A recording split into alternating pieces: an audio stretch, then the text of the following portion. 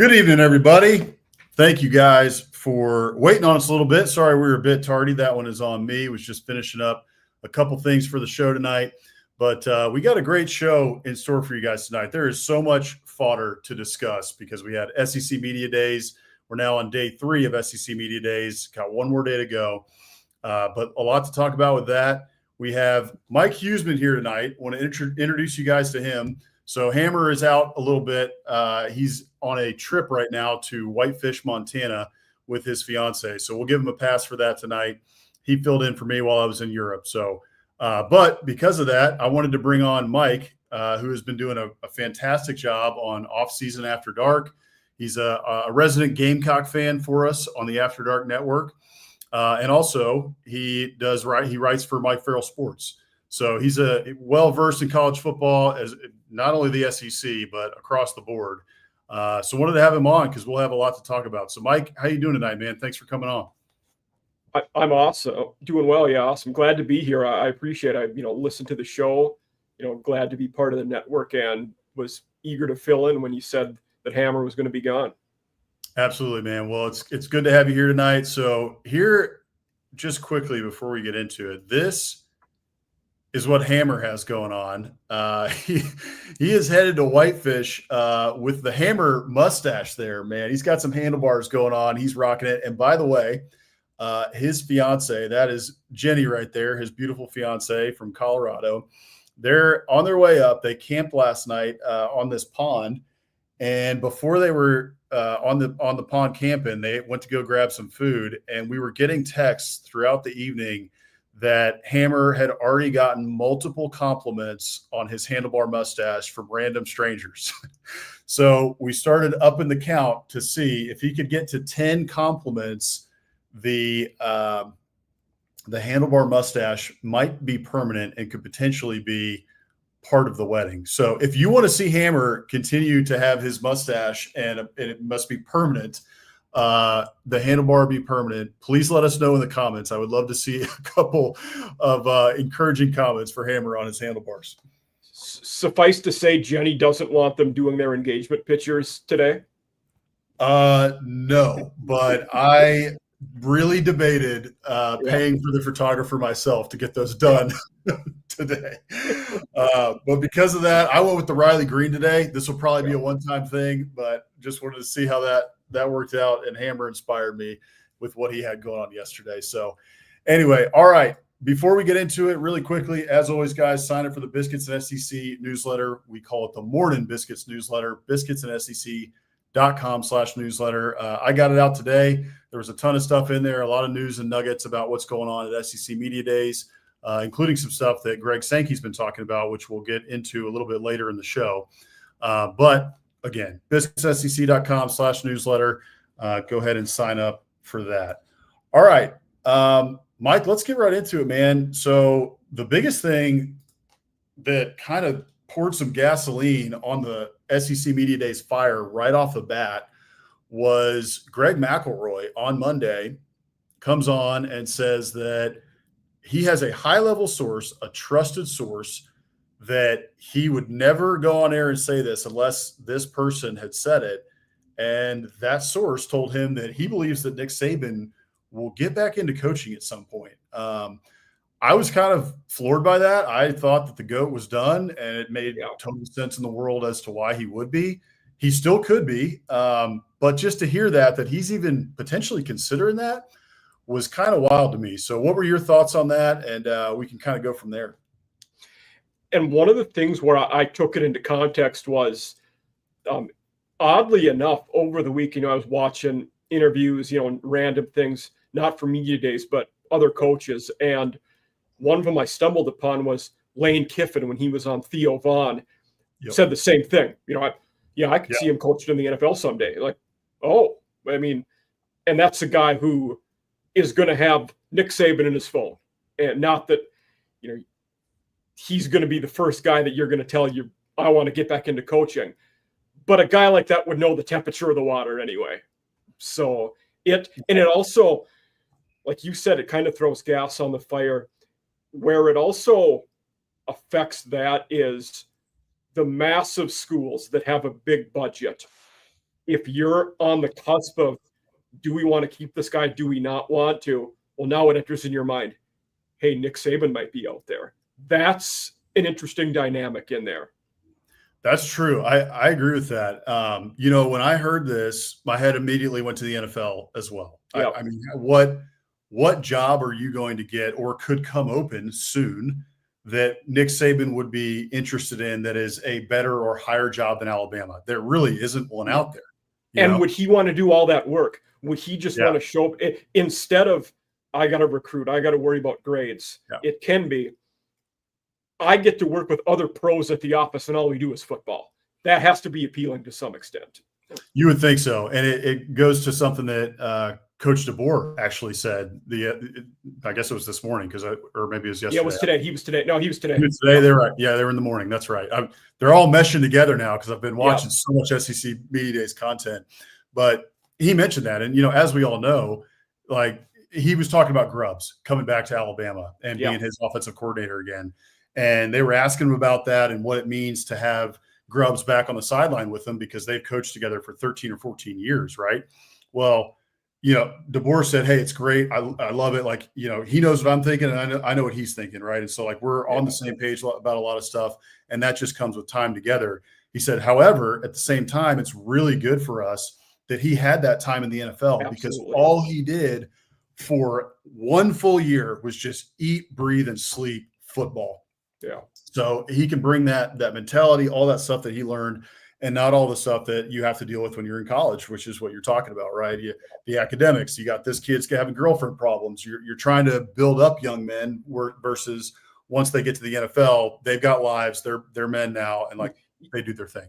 And at that level in the NFL, you don't need to worry about the family. This is your job. You show up here. It's not, I need to get mom and dad on board. I need to make sure everything is okay. You handle your own business and show up to work. Exactly. Yeah.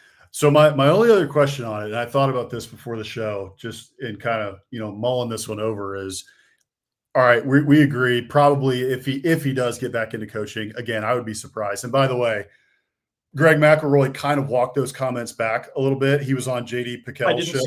I didn't see that. Okay. So I saw that probably about 2 hours ago. There was he came on and JD Pickell, he just said, it's over on On3. You guys can find it on JD's feed. But he basically asked Greg, he said, hey, man, I'll give you the floor. Like, just whatever you want to say about this, because that obviously made big news and big headlines.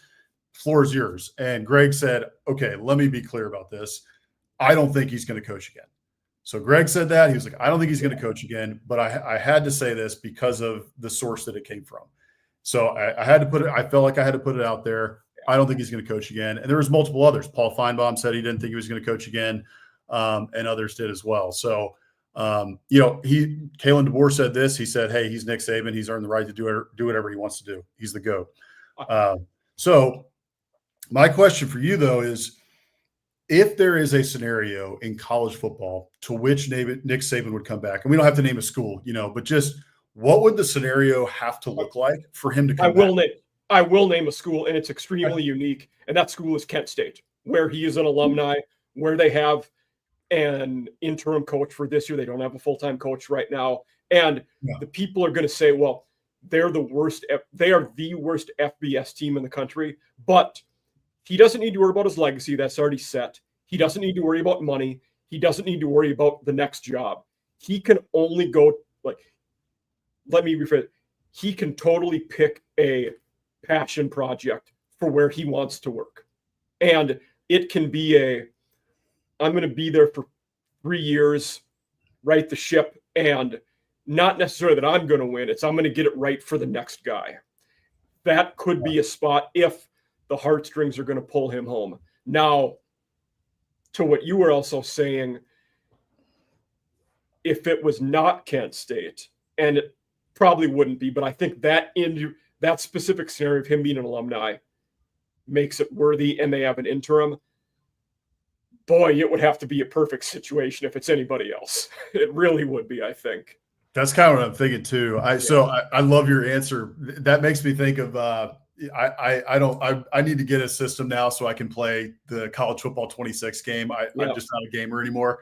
but I was when I was in high school and a little bit in college, and just I played so many hours of NCAA football, back in the day, creating dynasties and everything. Yeah. When we lived in Virginia, right? And so at the time, Al Groh was the good coach in Virginia. Yeah. So I made a dynasty with Al Groh, and I hopped to multiple schools. I was in Virginia, I won 2 championships in Virginia. Then I went to Florida, won 3 championships with Florida. And then I went and, I went to like Marshall, right? And built them into a power. Yeah. That sounds like an NCAA college football move for Nick Saban. Like, I've won 7 championships. I'm going to go to Kennesaw State. The one question I have for you about this conversation, do you think there's any chance he would coach at another SEC school? Because if the answer is no, it narrows even further the list of possible schools we're talking about. Yeah, to me, the answer is no. I just don't see it. I think the only one would be if something would happen with Brian Kelly. Him and Terry were very fond of LSU. Yeah. Going back, there's the only one I could see. I don't see another scenario where it happens in the conference. I don't either. I'm just running through the schools in my head. Unless he wants to go to Vanderbilt after he talked all the trash about Vandy and build them up, but I don't think so. I don't think so. Just because of for 2 reasons, both within the SEC. One, he's built his legacy at Alabama. He's the greatest coach in Alabama history, even above Bear, I would say. Now, correct me if I'm wrong, Jake Thomas, Bama After Dark in the chat, or Rick and Bonnie, but I think you guys would agree with that, right? I mean, you have the 2 best coaches ever in college football history, and it's just a matter of, who is it? I think it's Nick Saban. I think most agree with that. I agree. I also think partly that it's way tougher to win today than it was when Bear Bryant was coaching. Oh, I agree, for sure. Yeah, the eyeballs on college football, just everything about it. There was no parity back then. There was 8 teams that got every recruit, and you had unlimited roster spaces to hoard talent. Totally right. So I agree. I think it's Nick Saban. So, but he's already built his legacy at Alabama. He's in the LSU or excuse me, the Louisiana Sports Hall of Fame. Yep. He was just inducted into that a couple of weeks ago. When I was living in Natchitoches at Northwestern State, my landlord was the guy that founded the Louisiana Hall of Fame. And that's a big deal to do with it. So, really cool. So, so he just got inducted into that. Some great stories came out about that, about Miss Terry going down to LSU and having to check it out for him while he was at Michigan State. But he won a national title there. Like, I feel like also, in a sense, with the Hall of Fame now, his legacy is set at LSU too. Yeah. I don't see him coaching really at any other SEC school. The only thing that I could think about, aside from the SEC, is going back to Big Ten country or West Virginia or something like that, because, obviously his ties to West Virginia, everybody knows he's from there. Rich Rod is there. You also have at both Marshall and West Virginia, 2 new coaches this year. You're going to give those guys 2-3 years. Exactly. It's pretty old when that happens. I mean, correct. So it could only be like maybe a Michigan State comes open, or, Illinois, but Illinois is doing great right now. They're just, one that I wonder about would be with the, West Virginia, Western PA. Say if James Franklin went to the NFL, got for some reason took a different college job, or if the one that really sparked my interest, what if Marcus Freeman takes an NFL job? Nick to Notre Dame is a fascinating thing to think about. Gosh, that really is. And Urban Meyer would be pining for that job too. So what a wild coaching search that could be if those guys both get in it.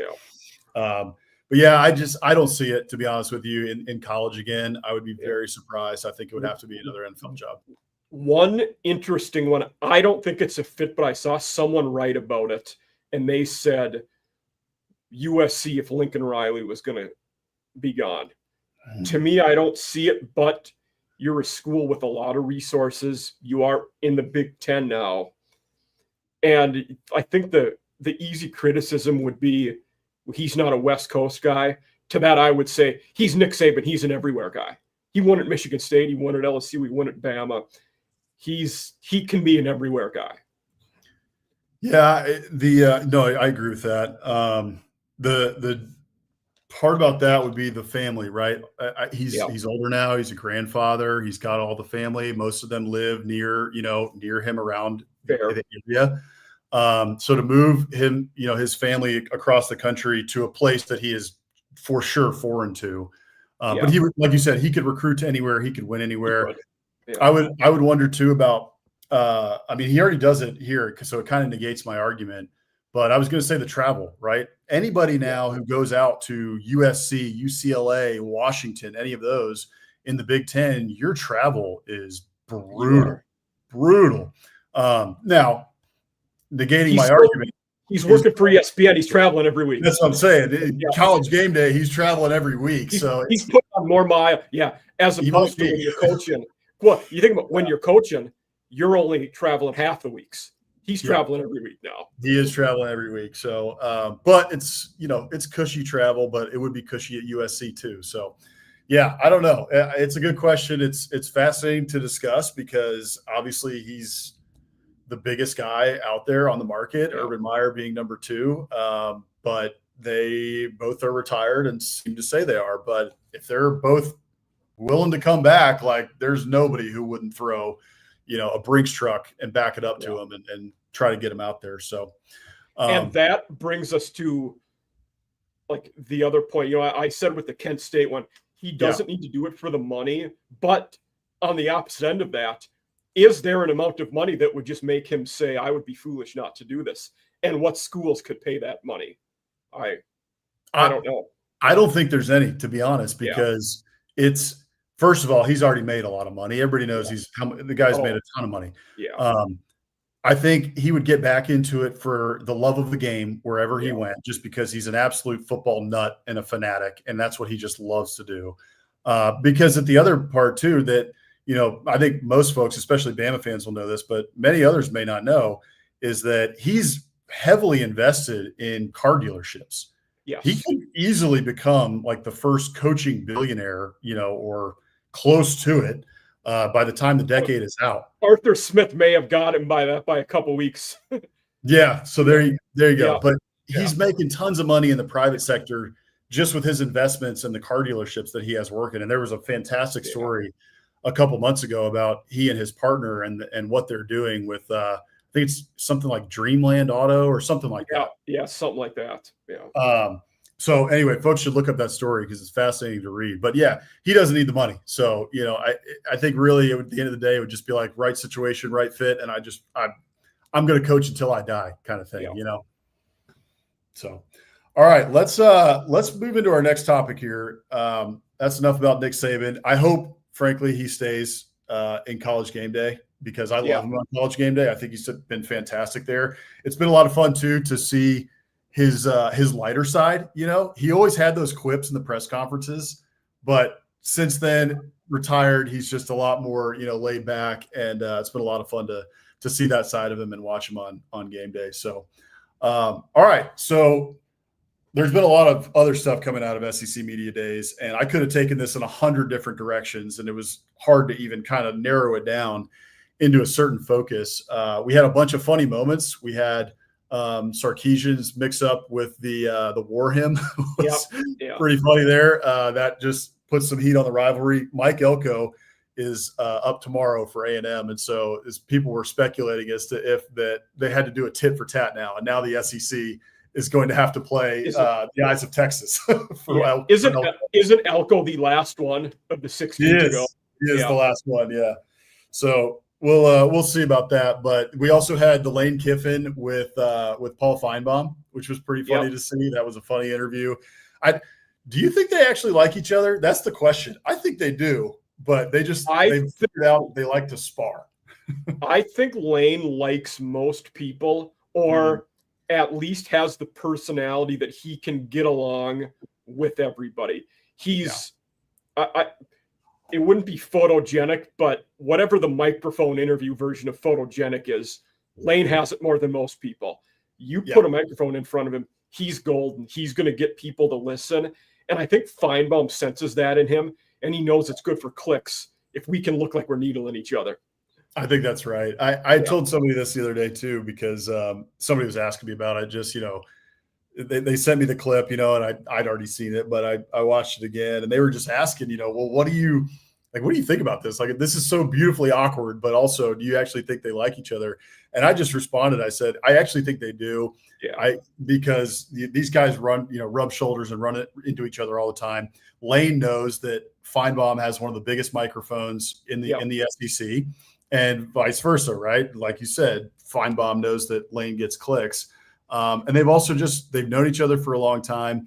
But even aside from that, I told my friend, I was like, everything that Lane Kiffin has been through in his coaching career, he's got the thickest skin of anybody in the coaching profession. And so when Feinbaum, spouts off about him, which he does often, I think Lane sees that, chuckles at it, is like, okay, now I can respond on Twitter and we can make this a thing again. And I'll go on Feinbaum in a week, and we can spar it out. But I think it's mostly just fodder for the fans.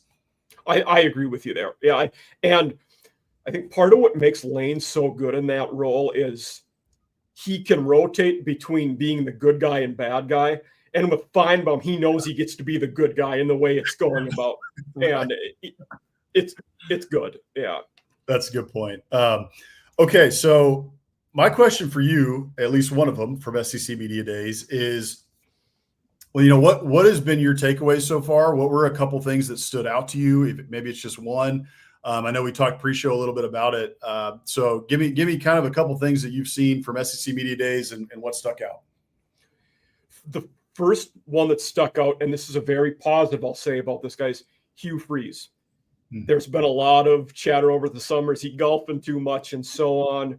And the people there, maybe he's on the hot seat, maybe not. It's at least getting warmer.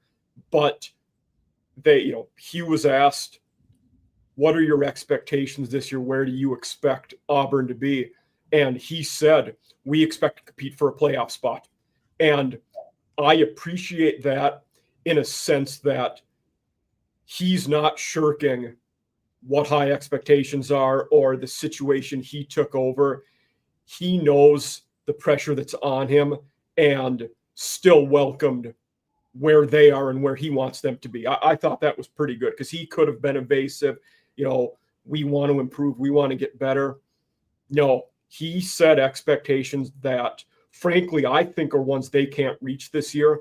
But I applaud him for saying that's what we expect because that has to be the standard at Auburn. Yeah, no, I'm with you. So quickly here, then I'll just get your thoughts on it. Here's the Auburn schedule. Pull it up right here. Yeah.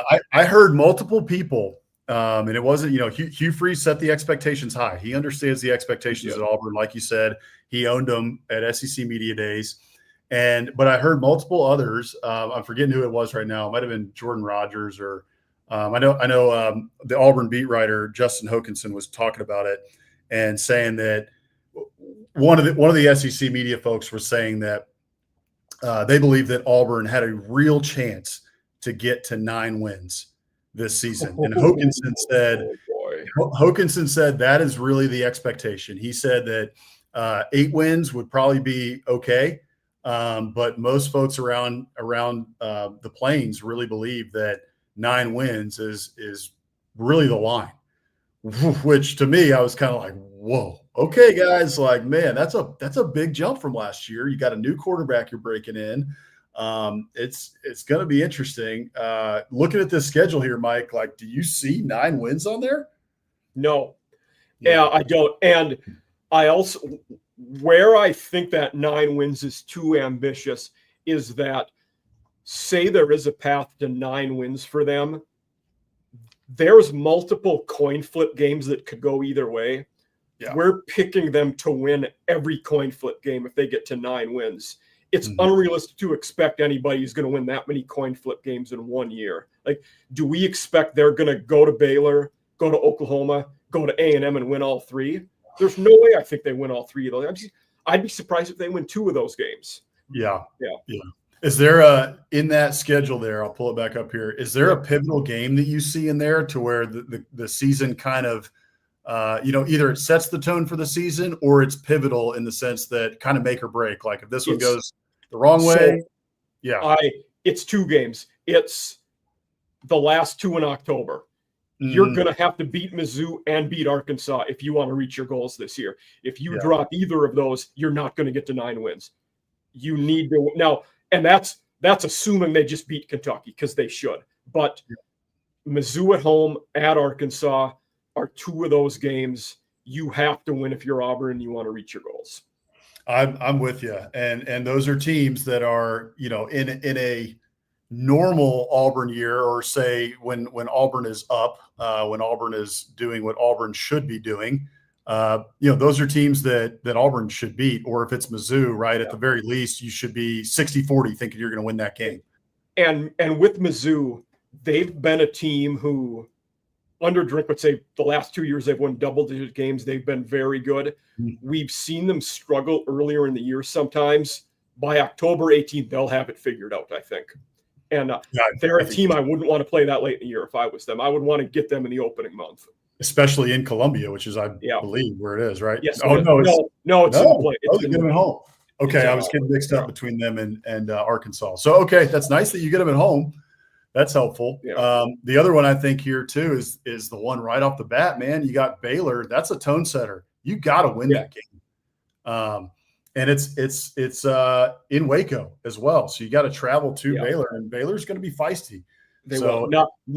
Not to plug my own stuff too much, but on Offseason After Dark, we had our Big 12 episode this week. I had a guy from Texas Tech, and we both said that was our non-con Big 12 game we're the most excited to see, is the opener, Auburn at Baylor. And he thinks Baylor, he picked them as one of his Big 12 championship game teams this year.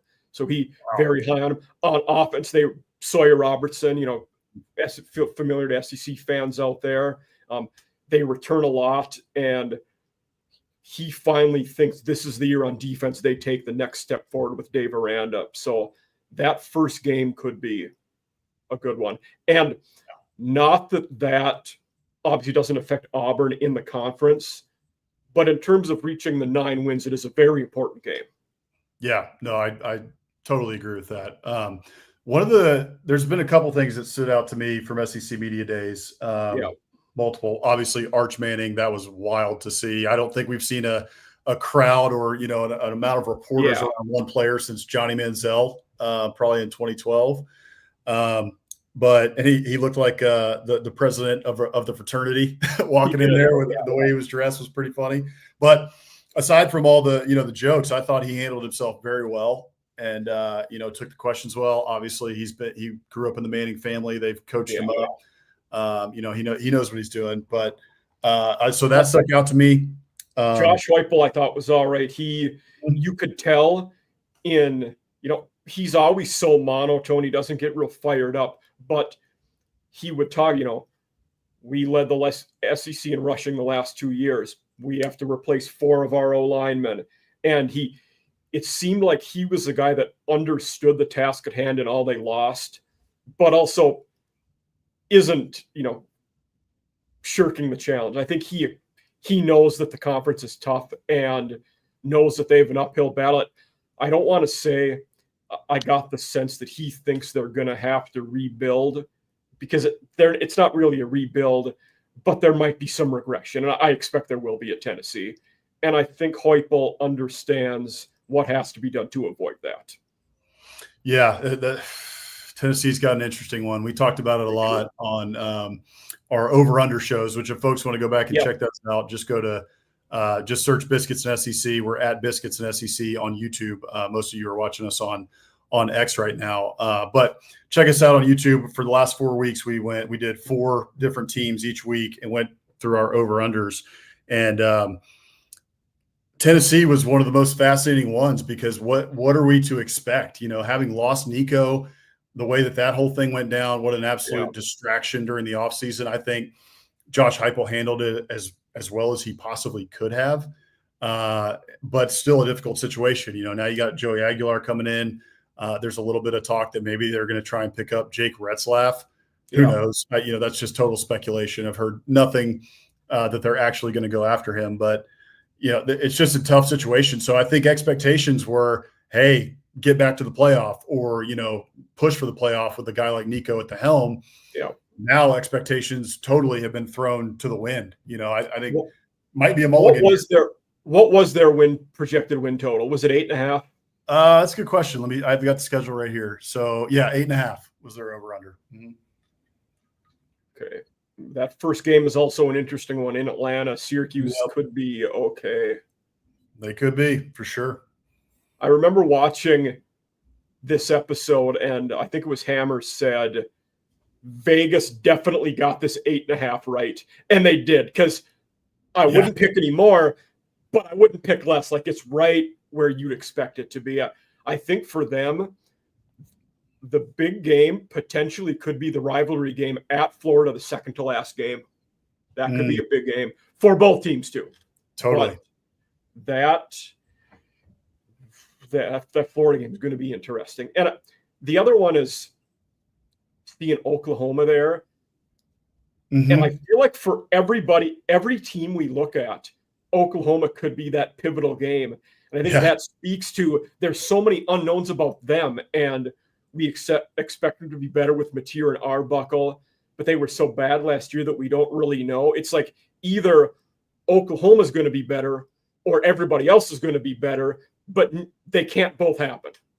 Yeah, exactly. Well, it's interesting, going through that, right? And so much of where your thoughts go are based off of last year, right? And we all know that things are going to change. Like, for instance, a great example of this is the South Carolina Gamecocks, right? Shane Beamer was talking about it earlier at SEC Media Days, and he was on with Laura Rutledge and the SEC Nation crew, and he was like, I was here last year. Everybody was picking us like 14th in the league, and we almost made the college football playoff, so there's going to be that team. Vanderbilt last year, right? Vanderbilt was expected to be last in the SEC, and they go 6-6 and beat Alabama. So there's going to be those teams that jump up, but as you're walking through it, you're looking at Oklahoma and kind of like, okay, probably a win, but it's Oklahoma, right? Like, at some point they're going to be Oklahoma again. And that could be this year with all the hype surrounding John Mateer. And, I heard Jordan Rogers talking about John Mateer today. He was extremely high on John Mateer, and a lot are. So, and year 2 with Petrino and Taylor Green, is maybe Arkansas is that team that jumps, and we don't know. Yeah. Could be. So it'll be interesting. The other thing that stuck out to me from SEC Media Days, and this is a total homer thing, and I've obviously, as an Aggie, been consuming plenty of Aggie content, but most of the SEC media figures are pretty high on the Aggies, which scares a lot of Aggie fans. I know all my Aggies out there, like, just tell us we suck, and then, like, hopefully we will actually be good, because everybody says that every year, right? Like, oh, the Aggies, watch out for the Aggies, man. They got a lot of talent. And then we're 8-4 again. But I was reading interesting. This was a couple months ago, but it was every year one of the outlets they anonymously interview all the coaches. Yeah. And they said basically the feedback in the SEC on A&M was within a year or two, they will be the toughest team to play both sides of the trenches, because that's how Elko's going to build them. It's what he did at Duke. And they said beyond just being tough and scrappy and giving it to you like that, that's also how you build culture, is by doing it on both sides of the line. And if they're going to be tough to play on both sides of the line, they're certainly getting the recruits on both sides of the line to do that. And it's how you elevate play quick. It's what Jed Fish did at Arizona, from going from 1 win to 10 in 3 years. Yeah, that's right. It's like the opposite of the Kevin Sumlin philosophy, which was back to skill positions and, just hope for the best. And the team seems to be taking on, most teams take on the identity of their head coach. And Mike Elko's is grit and tenacity and coming downhill and, very good defense. And it starts in the trenches. A&M should have a very, very good line this year. They're experienced. Up front on the O-line. The defensive line has a lot of talent. They also lost a lot of talent.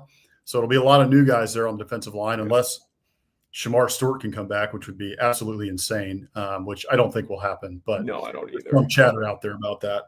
But it all hinges on Marcel Reed. And that's what those SEC media folks, were saying. It's what we've been saying all offseason when talking about the Aggies is Marcel Reed. He has a pretty high ceiling and a pretty high floor as well, but is he in the middle of that? Because if he's in the middle of that, they're the same thing they were last year. Frankly, they'll be 8-4 again. Yeah, they're a 7-9 win team if he's in the middle there, anywhere in that. Flip the coin games. Yeah. For sure. So we'll see. The A&M has a lot of talent. Elko's been doing a really good job. I think he's the right coach. It'll just depend on if Marcel Reed can take that next step up. So we'll see. It'll be interesting. One that stood out to me too was listening to Jeff Lebby, and he talked about how they need to run the ball better. They talked about the 3 running backs they brought in. One of them was Fluff Bothwell, pretty good at South Alabama. But one thing I didn't realize that Lebby talked about, and I think Mississippi State will be better. It would be tough for them to be any worse, to be honest. Yeah. 80% of their roster is in their first or second year in Starkville. That's a massive number. Like, how much better are you going to expect if you're still that young? Like, that's tough. It is tough. I mean, Hammer and I talked about this a while back. I guess when we went over Mississippi State, so I'll bring their schedule up here in a second. Yeah. But just in general, not even talking about we talked about this for Mississippi State in particular, but there's just in general, since the transfer portal came in, I haven't done the total deep dive on this, but the general consensus, it seems, and just from the eyeball test is, and it's just kind of obvious, right, when you think about it. The teams that have been most successful have been the teams that have recruited very well, have developed their talent, have, generally older teams, right? Senior teams, and then they supplement through the portal. Yeah. Think about like Florida State a couple of years ago when they brought in Keon exactly Coleman. Who. He's the one. They brought in Jaheim Bell, who left the Gamecocks to go there. Yeah, exactly. Like they brought in multiple very big, high-level, good pieces that really supplemented that team and that roster that they had already built. Jared and then NFL Rookie of the Year the next year. Right. Exactly. Like yeah. So they did a great job that year. Last year was a whole different story, but 2 years ago, Florida State did a good job with that. They're kind of the poster child for how to build it and to supplement through the portal. The teams that have had to have these wholesale changes where they have 20 kids leaving the portal and then they've got to bring in 25 kids to backfill. They may be bringing in a good amount of talent, from the transfer portal, but they're also having a talent drain. And then you have to get those kids up to speed in your system. They have to buy into the culture. Like, you just need time for teams to mesh and to build that culture.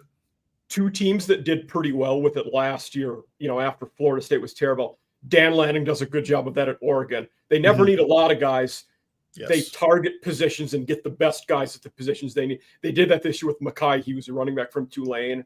And another one, I'll be curious how it goes this year, but Miami last year with getting Cam Ward. Mario didn't need many guys there, but they got good guys. Now, with Carson Beck this year, we'll see. Yep. I'm not high, but maybe I'm also discrediting him in all the games he's won. So it could be, for sure. And that is one position in particular that seems to be on the plus side of the transfer portal, right? Of like, yes, because it's just the most important position in football is the quarterback position. We all know that, right? So if you can find that one guy who's going to elevate your program, we got a couple in the SEC this year that could be those guys, right? It could be Jackson Arnold at Auburn. It could be John Mateer at Oklahoma that elevate those programs. So the quarterback position seems to be a little bit different than the others. There's been some that have been duds. I mean, with DJ Uiagalelei at Florida State, to mention them. Yeah.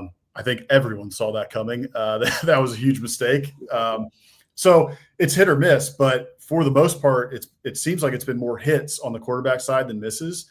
But when you have to supplement your whole roster, I mean, Arkansas has had difficulty, right? Two straight years they've had large amounts of kids leave in the portal. Now Mississippi State, as we're talking about, and here's their schedule. I said I was going to bring it up. So this is Mississippi State's schedule: 2-10 last year, 0-8 in the SEC, and now, like you said, they've got the bulk of their roster is kids that have only been in Starkville for less than a year, 2 years at most. So it's going to be interesting in Starkville this year. And you talk about, when it rains, it pours, and, you're not getting any of the breaks. One of their non-con games, a team that went to the playoffs last year, Arizona State. Yeah, exactly. Which I was trying to remember, and I should have looked this up before the show, but they played Arizona State very close last year early on. Am I remembering that right? Or did Arizona State blow them out? No, I believe it was a 6 or 7 point game. So it was a 1 possession game. That's what I thought. That. Yeah. And then 2 years ago, they beat the Sun Devils when they had the gunslinger, the former quarterback who went to Washington. Wasn't it Will Rogers. Wasn't it Arizona they beat, not Arizona State? No, I think it was Arizona State, but I could be wrong. I thought it was Arizona because I thought that was the year they were really, because it was Jed Fish's last year there and they were really good, but I think they lost to Mississippi State. But then you look at how volatile Mississippi State is. You have the 1 possession loss to Arizona State at home. Then the next week, you lose by almost 30 to Toledo at home. So that's what the team we're dealing with here. You can't be that volatile and be successful. Without a doubt. So, all right, we got one more thing to get into on SEC Media Days. But before we do, we are presented here by the Steer Agency. Football is all about strategy, just like winning in business, whether you're dialing up the perfect play on Saturdays or looking to dominate in public affairs, PR, or digital marketing. You need a team that delivers results. That's where the Steer Agency comes in. They craft winning strategies that get you seen, heard, and ahead of the competition. Don't just play the game, control it. Visit thesteeragency.com today and take your brand to the next level. So thank you to the Steer Agency for sponsoring the show. If anyone else would like to sponsor the show or sponsor any of our segments, we are looking for other sponsors as well. You can contact us, contact@biscuitsandsec.com, or you can also always shoot us a DM just on Twitter or on Instagram @biscuitsandsec. Would be much appreciated, and we would love to work with any of your businesses within the SEC footprint. So, okay, back to SEC Media Days real quick. So one other topic I wanted to talk with you about was some of the comments that Greg Sankey made, and there was a little bit that was built on actually just before the show here, about 2 hours or an hour or so before the show. There was some more news on this, but the Big Ten and the SEC are the 2 top dogs. We all know that. And we know that they're the ones that are really driving the decision-making for everything that is happening in college football going forward. In particular, the college football playoff and the format, right? We've talked a lot about that on SEC After Dark, I know, from a couple shows back, and we've continually talked about it at different points when it's come up in the news. But it came up because Greg Sankey in his comments and his speech at the outset of SEC Media Days just mentioned that he might be okay with staying at 12 teams if there can't be an agreement that gets reached. He was asked about it in the question and answer portion as well. And someone asked him, basically kind of tried to pin him to say, we're going to 16 teams. And he walked it back. He was like, I'm going to stop you right there. It may not be 16 teams. We may stay at 12. I'm not sure. We're in talks. We're trying to figure it out. I'm talking to Tony Petitti, the Big Ten commissioner, all the time. He said we talked 4 out of 5 days last week. So we're trying to come to an agreement, but we don't know what it's going to look like. And then before the show, there was some news that came out. I think Brett McMurphy reported it and a couple others, that Tony Petitti came out and said, the only way that we will agree to the SEC's format that they have proposed for the college football playoff or consider it is if the SEC goes to 9 conference games. And to also set it up just a little bit here, Greg Sankey in his comments at the outset of SEC Media Days said that there will be a decision made on whether or not the conference goes to 9 games in 2026 soon. He didn't give a total timetable for it, but he said there's a decision on the horizon for that. So what are your thoughts on that? Do you think that we're going to go to 9 game schedule? Do you think the SEC is going to get their way in the college football playoff? Do you think we'll stay at 12 teams? Where do you think it's at? I think multiple changes will happen. I do think they'll go to 9 games. Yeah. And in the end, it's probably better for everybody. Certainly, you're going to give more teams losses. You're going to give more teams quality wins. But at the end of the day, you're going to make a lot more money by playing another conference game than another non-con game. Yeah. So I do think the combination of added revenue and the playoffs, and the fact is right now, everybody says correctly so, the SEC and Big Ten are the two big dogs, but they're not enemies. They're in together to make a buck with each other. They're friends at this point. They know us making decisions that benefit each other will trickle down to everybody else. Them publicly arguing with each other is not good. Those two guys know that. Yeah. So I think they would drive compromise among the ADs behind the scenes to a significant degree. So I think it goes to 9 games eventually. I think it ups to a 16-team playoff. And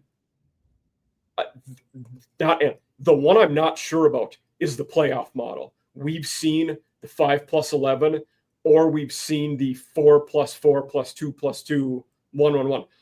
I don't know which of those two it will end up being, but I know, like you were saying, the Big Ten, said we're not going to agree to the 4+4 unless they also go to a 9-game season. So I think the SEC goes to 9 conference games. I think the playoff goes to 16. I don't know what playoff model we end up with. I think they're both similar. On any given year, we're going to get most of the same teams, whether it's 5+11 or 4+4 and so on. Like, it might only alter a team or two. For those teams, it's a massive deal, but I don't know what model we're going to end up with. Yeah, I don't either. And to be honest with you, I haven't done a ton of research into the models. Yeah. And the reason for that is because at the end of the day, the decision is going to be made for me, and I'm still going to be watching. It doesn't matter to me too much. Obviously, I want to see more SEC teams in there than not. But after that, I don't really care. But and I think in terms of SEC and Big Ten, whether it's 4+4 and then 3 wild cards or the 5+11, either way, you're probably looking at, on average, 4 teams from each of those. SEC only got 3 last year, but most years those conferences will probably get 4. That probably doesn't change either way. Yeah, I think that's right. So I don't want to spend too much more time on this because I want to talk to you about the Gamecocks, right? You're Mr. Gamecock here, but I do want to say one thing here. I saw somebody tweet this, and I thought it was smart. Greg Sankey is on the record of saying, I want to go to 9 games. The coaches and the schools are pretty much the ones who have been pushing back. And that was some of the scuttlebutt that came out of Destin when those meetings happened, the SEC. Of course, coaches won't want to. Yeah, coaches don't want it. And I get it. Right. It makes sense. Like, hey, look, we know how difficult the SEC schedule is. 8 games. And Sankey actually said this in his comments today. He's like, I'm going to push back a little bit. People are all mad. People only play 8 games. Well, we had multiple teams play massive out-of-conference games last year. All of them are playing, almost all of them are playing crossover games with Big Ten or ACC or Big 12 teams. Gamecocks have 2 big out-of-conference ones this year. Yeah. There's exactly. Mississippi State, we just talked about them. They're playing Arizona State. LSU has Clemson to start the year. Yeah. It's not like SEC teams are just not playing anyone when they play those out-of-conference games. They're definitely playing. Most of the time they're playing above average teams at best. So he pushed back on that. But what was put on Twitter today, somebody mentioned that, Greg Sankey's on the record for 9 games. He wants 9 games. The coaches are the ones that have been pushing back. So there is almost like a 4D chess thing here where Greg Sankey gets both of the things that he wants. He wants the 9-game conference schedule, and he wants the college football playoff the way that he wants it. He wants his model. So he may have the Big Ten play into his hands where he ends up getting both things that he wants. And as an SEC fan, I want to see it go to 9 games. I understand why the coaches are pushing back, but absolutely, who doesn't want another SEC game on the schedule, especially from the fan perspective of like, absolutely. And from the fan perspective, I will say, and Steve Willis said this one as well, from the outset of the models, the Big Ten got it right way before the SEC did in wanting that 4+4 if we're looking ahead at the 9-game schedule. And it's one of those, SEC should have followed along, and I think they eventually will. But yeah, I agree with that. So I think that's where we're heading. So, okay, well, we've got close to 100 of you here watching tonight. So we appreciate all of you being here with us every Wednesday night here at 7 Eastern. So Mike, for those of you who do not know Mike does Offseason After Dark. He's been doing a great job with that. You can see it up there on his hat, OSAD. He goes through all Sun Belt, Big 12. He kind of goes outside the SEC, but he's also does plenty inside the SEC as well. Hoping to do our Conference USA next week. It is the conference everybody forgets about. Yeah. So tell everybody a little bit too about when they can watch that. It's on. I know you pre-record, and then it typically comes out on Tuesdays. Tuesday or Wednesday, depending on what day my guest is. Because I've gotten a new guest every week. We can't pigeonhole one time when you're reaching out to people like that. So, but it's been Tuesday or Wednesday morning. We have dropped all. We'll pre-record, and then it'll always drop at 6 a.m. so you can listen to it on your way to work. And certainly you could just listen along. We do, throw up visuals like you do. So watching it, you could help with some things, especially when we're talking head coaches and QBs and whatnot. But yeah, my goal, I talked about this a bit on SEC After Dark, is since our fan base is very SEC centric, I'm trying to get the conferences and teams they're knowing less about and bring that stuff to our listeners. So I had a Minnesota Gopher guy on, talked about Big Ten, Utah State, Mountain West, kind of an all over the place guy for the American. He was great.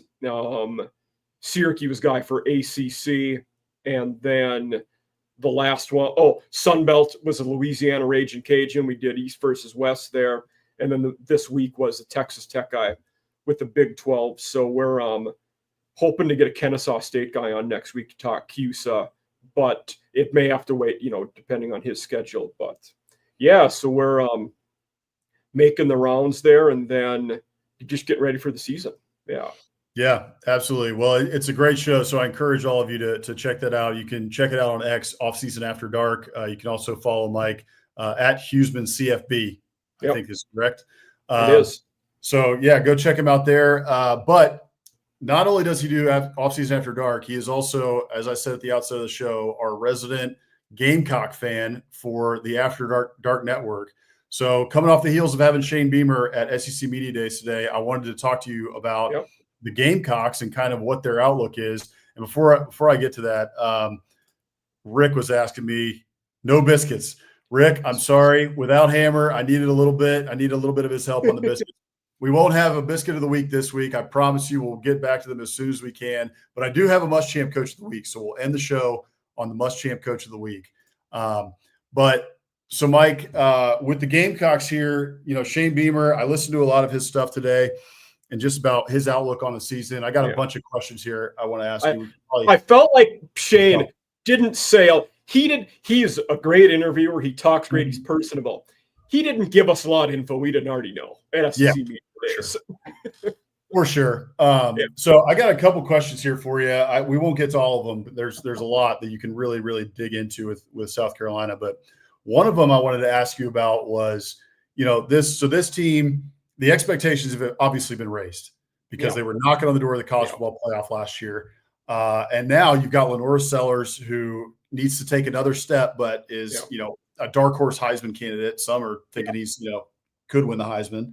But we all know about Lenora Sellers, and we all know about Dylan Stewart. Aside from those two, what are some of the strengths of this team? And then what are also some of the weaknesses that we're looking at on paper, going into the season? They're very good on special teams. Beamer ball's not just a quip. Frank was good at it. Shane's teams at South Carolina have been very good on special teams. Mm-hmm. They are very good at getting after the passer. Now, you said everybody knows about Dylan Stewart. That's a big reason why they're really good at getting to the passer. They were elite at getting after the passer last year. They were also very good at forcing turnovers, which is one of the things that they'll need to keep doing. Their run defense was also pretty good. And I think that came from, because they were so good at rushing the passer, you almost knew when teams were going to run and pass, which is going to make you better at it whenever you can do that. Yeah. Like I said, turnovers, they forced a lot of interceptions as well. They were top 10 in takeaways in the country last year. But a couple of the things that they need to improve, they took too many penalties last year. They were ranked exactly 100 in the country in penalties last year. And going back to last year, there were 134 teams in pass protection. Where do you think they ranked in the country in percentage of dropbacks that resulted in a sack? What would your guess be? Like 88. 129. Oh, geez. Yep. Yeah. They allowed a sack 11% of the times that they drop back. And that's also with a running QB that's going to escape some of those sacks too. Right. Yeah. So and as much as they ran the ball, they ran for 4.2 yards a carry last year. That isn't good. It was in the 70s in the country. But you also got to figure those sack yards are going against your yards per rush too. So you take away the sacks, they were actually pretty good at running the ball.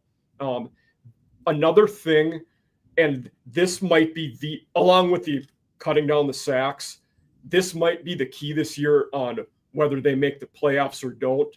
They were awful at scoring in the red zone last year. So they scored in the red zone 78% of the time, which was 106 in the country. In the dogfights in the SEC, you can't leave points on the board. You can't get inside the 20 and not score. And those are drives where they had no points.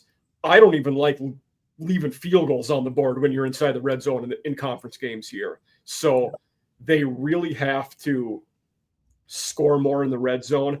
And one of the themes we've all talked about with the Gamecocks that will help them scoring in the red zone, it's if Sellers can figure out how to beat teams with his arm. He was great last year running, but Ole Miss, Bama, Illinois, 3 of the 4 teams that beat them, they stopped him running the ball and made him throw effectively. He wasn't good at doing it in those games. So him and DJ Lagway have a higher ceiling than anybody in the conference. I really believe that. But they're not. We haven't seen anywhere even close to that ceiling yet. So Sellers has to get better at throwing the ball, and that'll allow them to not be as one-sided. So they, in terms of run pass last year, they threw the ball right around 40% of their plays, which was only like 115 overall in the country. So I expect if he gets better at it, you'll be able to do it more, which then frees you up in the run game too. So he's the guy everybody knows, but so much hinges on him. And it's not just, that's not why we talk about him. You could say that about most quarterbacks too. I mean, you talked about Marcel Reed before. Right.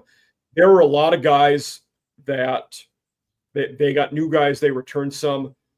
One guy that a lot of their success might hinge on could be Josiah Thompson. He is a true sophomore. He will be their left tackle this year. Is a homegrown guy, Florence, South Carolina, and came in as a good recruit, a very tall, lanky guy, not overly heavy, but good size. And whenever you're allowing that many sacks, I'm going to look at your blindside tackle as a guy that has to do better. He was not the starter last year. He was a true freshman last year. But looking at Josiah Thompson to get better is one guy I'm curious about. And then the safeties. Peyton Williams will start at strong safety. He replaces Nick Imanwari, who was a stud high draft pick. That's a guy. Now, I'm not expecting him to pick up all of that slack. Jalen Kilgore was a very good nickelback, will be one of the best in the country this year. Kilgore might have to elevate his game to make up for Imanwari leaving as well. So Got it. Okay. Yeah, that all makes sense to me. You already answered one of my other questions, which was, who else needs to step up Yeah. aside from more sellers for them to get back to where they are and meet expectations. I think another guy who, if they're going to be good on the D, we know Stewart's going to be a dude. Yeah. But he's going to get blocked a lot. The other guys on the D line will have to pick it up. I think a very big pickup for them is a guy you will know very well, Gabriel Brownlow-Dindy, who will start at one of the D tackle spots. He was a big get for them in a position where they needed somebody to come in. Certainly. Yeah. And he was a 5-star coming out of high school. He never lived up to the hype at A&M, but he had some injuries as well. So he really has a high ceiling.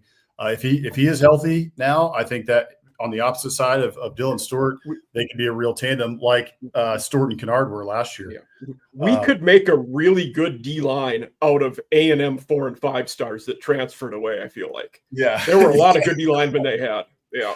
Yeah, it was a stockpile there for a minute with Jimbo stockpiled in 2022. But okay, we're going to have a little bit of free football here. If you got a little bit of time, Mike, stick around. I got one more real question I can wrap into two or two questions I can wrap into one. So give me kind of the pulse of the fan base. What would be viewed as a successful season for Gamecocks fans? And then also I'll bring up the schedule here after you answer this for a second, and we can go over it. And do you think they hit the over? So first, give me a pulse of the fan base and what you think would be what is meeting expectations and what is a successful season in Gamecocks fans' eyes? 10 wins is definitely successful. Yep. 9, I think 9 is successful. I don't know that all fans will feel the same. Some people might expect 9. I don't. I think that that might be expecting too much, but the expectation is at or better than last year, I believe. Yeah. Because like you had mentioned with Beamer, he's raised the bar. In 3 of his 4 years, they've exceeded the preseason win total. And that's tough to do. You don't typically do that a bunch because the win total keeps rising and he's done it. So for me, if they get 8 against the schedule they have, you got to remember 8 SEC games, then non-con. They got Virginia Tech and Clemson. Mm-hmm. So they're not shying away from anybody. If they get 9, we're going to be talking about them as a potential playoff team again. If they get 10, they're in the playoffs. Any SEC team with 10 wins is in the playoffs. Agreed. But 8 wins to me would be we should have done better, but nobody's really upset with only 8 wins. You get below that, that's where it's 7 or less is a disappointing season. I think 8's hitting it down the fairway. Oh, we had a tough schedule. We'll get better. 9, good, not great. 10, we're in the promised land. Yeah. Also, that 8, 9 context that could depend on the mood of the fan base would be if Clemson is a win or a loss there. That's going to make a big difference. Everybody wants to win.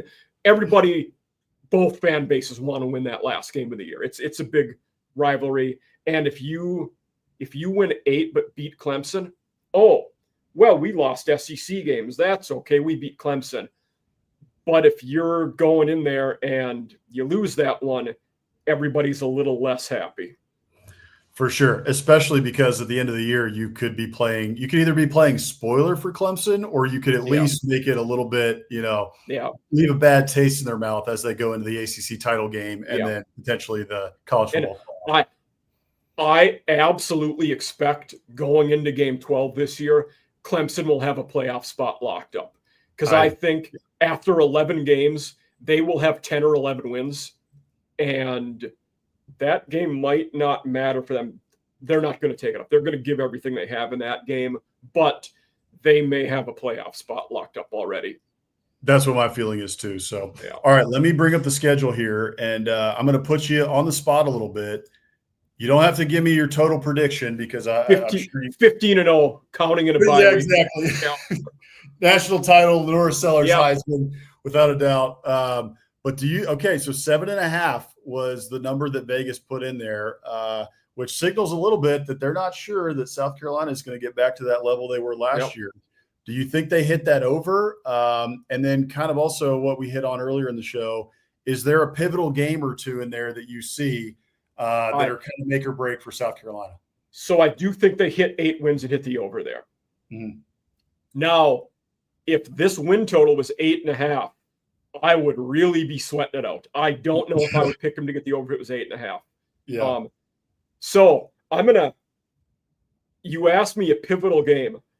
I've said this on our show, and then when you went over the Gamecocks, I made this point. Do you know what game I'm going to say is the pivotal one? Because it never changes. I think it's the one on November 15th. That is not accurate, actually. No? Oh, is it September 20th? Is it Mizzou? It is, because in the last decade plus, the Gamecocks have only won in Mizzou once. Yeah. The Tigers have had our number in Columbia. So, and to piggyback off of what I said earlier about Mizzou, I'm glad we have him in the first month of the season when Pribula won't have that many games under his belt. So I think if we get that Mizzou game, we're looking pretty good. But if we lose to Mizzou, I don't know that we hit the over. Now, at LSU, odds would say we will probably not win. That's the game everybody wants, especially after the fiasco with the refs last year. Everybody's going to want to win that game. That's tough. Oklahoma, I think, is better. I'm glad we got them at home. Bama is tough anywhere you play them. At Ole Miss, that's going to be a battle. At Kyle Field, that's another battle. And you'll know this one well. In the last decade, since the Aggies joined the conference, they have really had the Gamecocks number, especially in Kyle Field. I am proud to say, it was 22 or 23, but the game where the Aggies came to Columbia, I took a shuttle to that game, showed up 10 minutes late. It was already 17-0 by the time I got in the stadium. Remember they returned the opening kickoff, then they got the pick, and then it just it just snowballed. Oh, I'll never forget that. I forget exactly. I think I was just watching it at my house, but I can't remember. But what I do remember is I walked into the kitchen, kickoff, opening kick. I walked into the kitchen to get something, came back, and they were walking in for a touchdown, and I was like, "What? We are screwed. This is not good." Xavier Leggett, now with the Panthers, did that. Yeah, he was a stud. He was really, really good. So, and then the next drive there was, I forget if it was Calzada. I think it was Zach Calzada that threw an interception the next play. Or next drive, excuse me. That would have been in 21. So 22, it would have been was it? Oh, who was it? Haynes King, maybe? You're right. I think it was. Might have been Haynes. Yeah. Who is playing very well at Georgia Tech right now. He's got a lot of hype around him. Yes, he is. Yeah. Remember, and then the Aggies almost came back in that game because they got they kicked the field goal to make it a 1-score game. Then they recovered the onside kick with the play left. That's right. Yeah, it was. It became very close. So I thought we might actually sneak away with one, but didn't end up happening. Yeah. So the Gamecocks have gotten A&M 2 out of the last 3 years after A&M beat them, I think 9 straight. It was a ridiculous run. Yeah. It was. Oh, you know who started that game? Max Johnson. That's what it was. Max? Yeah, it was Johnson. King was hurt by then. Johnson was playing. Yeah. That's the tough part, man. I watch A&M football as closely as anybody, and it's been hard for me to even keep track of. I don't know who is starting because all these quarterbacks get hurt. Yeah. Hopefully that won't be the case this year. I don't think it will be. I think that offensive line is going to be formidable. 4 QBs on A&M's roster that game: Haynes King, Max Johnson, Connor Wegman, Eli Stowers, all still playing in college football. Yeah, and we'll see about Huesmann. I think he's probably going to have a really good year at Houston, and I'm rooting for him. I really want him to do well. I am too. They were one of my teams on our Big 12 episode that just because Willie Fritz is so good, I think they elevate a lot in year 2.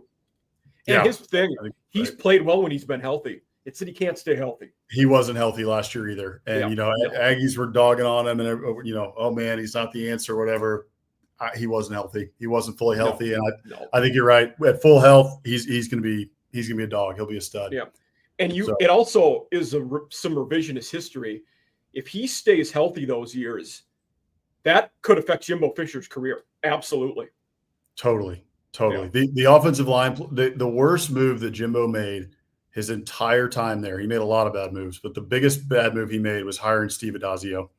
For the 2 years that Steve Addazio was there, the offensive line had a lot of talent, and it was like Swiss cheese. It was terrible. And it cost him multiple quarterbacks to injury, and I think that completely changed the trajectory, like you said, of Jimbo's career at A&M was for that reason. Yeah, and that's one of those, like a guy who multiple school head coach, considered a good O-line coach. It just didn't work out there. Exactly. Yeah, I'm not even dogging on him. It just did not work out. The 2 years that he was at A&M, it was very bad. But he's had a long and storied coaching career. He's been a top offensive line coach. I don't know what it was. I don't know if it was scheme, if it didn't mesh with what Jimbo was doing, whatever it was, it didn't make any sense, and it was bad. But all right, we've gone Donovan Green on those teams, the first round pick guard. Yeah. Okay. Yeah, Kenyon Green was on them. He was very, very Kenyon Green, that's it. I forgot the first name. Yeah. Donovan was the tight end who had a really good freshman season, then got hurt and never was heard from again. He's actually at LSU now, I believe. Okay. He transferred within the conference. I'm pretty sure it's LSU. Either way, he's in the SEC somewhere.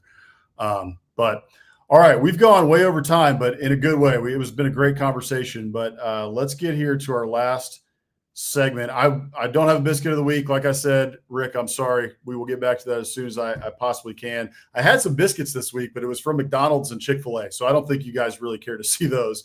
Everybody knows what those look like. It's not too special, but we do have a Muschamp Coach of the Week. So each week, for those of y'all new here, we do a Muschamp Coach of the Week. It is an ode to Coach Muschamp. We love Coach Muschamp here. We love his tenacity, his passion for the game, and the way that he coached players. It didn't work out at multiple stops, but he's been as the resident Gamecock, I might disagree with a lot of that, but sure. Don't mind me. Hey, I will say, and I've said this, all the Gamecocks players who played for him, they loved him. Whether to a man, everybody loves him. Yeah. They love him. So, he coached kids well. He's been a stalwart in the SEC for a long time. So this award is really in honor of Coach Muschamp, and we try to pick a coach or sometimes a player, but most of the time a coach who exemplifies that passion and gives us a good soundbite and a clip that we can play for the Muschamp Coach of the Week. So this one is a little bit off the beaten path. It's not it's a little bit different, but it's from SEC Media Days. So I think you guys will enjoy it. Here it is.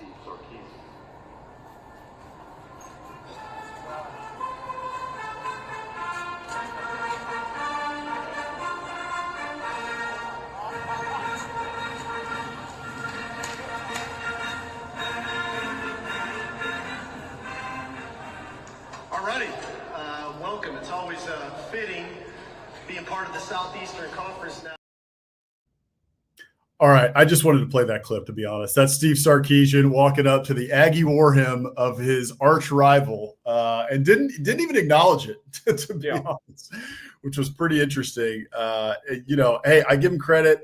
I'm not sure which way I would have gone in that scenario, and I think maybe both ways would exemplify Coach Muschamp in some way. The first way he could have gone was have been super passionate and gotten angry about it and looked over at Greg Sankey and been like, hey, what the hell, man? Or you can take the high road, which is what he did, and didn't even acknowledge it and just went right into his speech. So I just thought it was a funny clip and had to be played. Oh, it is a good one. Yeah. And it's one of those, it's like in, you watch the soccer games of the Olympics and they play the wrong national anthem. Like, what are we doing? You're like, does someone at the control board not know what's going on here? Do we not have labels on what we're playing? Oh, exactly. You know that somebody saved that clip, the fight song, right? And for the sound, and it said Texas, and the A&M was cut off or something, right? And so they just, it's Texas, boom, clicked it. And then as soon as it starts playing, you can't stop it in the middle of him walking up there and switch it over to the eyes of Texas. Yeah. So, Oh, that poor audio person. I feel bad. I have been there during events doing that. You make this little mistake that turns into something big, and now it's all over Twitter. And what are you going to do? And then Greg Sankey actually talked about it today. He chuckled. He apologized to Steve Sarkisian and said, "Hey, mistakes happen. What are you going to do?" But yeah, just a funny clip. But all right. Mike, let's get you out of here. This was a fun show. Thank you again for coming on. It was a great time. Really appreciated having you. Again, for folks who have not checked out Mike's show yet, please go and check that out. It's Offseason After Dark. You can check him out on Twitter at Offseason After Dark. Also check it out on YouTube, Offseason After Dark. And he is at Huesmann CFB on Twitter. So be sure to go and give him a follow. We will also be on SEC After Dark tomorrow night, which is at 9 Eastern. 8 o'clock Central. I should be on there tomorrow night with the crew. So it should be on there. Yep, I'll be on. As always, we'll have the whole crew, which will be great. As always, sign up for the Morning Biscuits newsletter, biscuitsnSEC.com/newsletter. And also for Biscuits of the Week, if you want to send us a Biscuit of the Week, send us a DM or send us an email. We are at Biscuits and SEC across all platforms, and then contact at biscuitsnSEC.com. If you guys want to send us a biscuit submission, or if you guys just want to send us a question for next week's show, or just interact with us, we're always happy to talk with you guys. So thank you guys for joining us tonight. We really appreciate it. We will see you guys tomorrow night for SEC After Dark. For Mike Huesmann, I am Boss Man. Hammer will be back soon. We will see you guys next Wednesday. Thank you so much. Adios.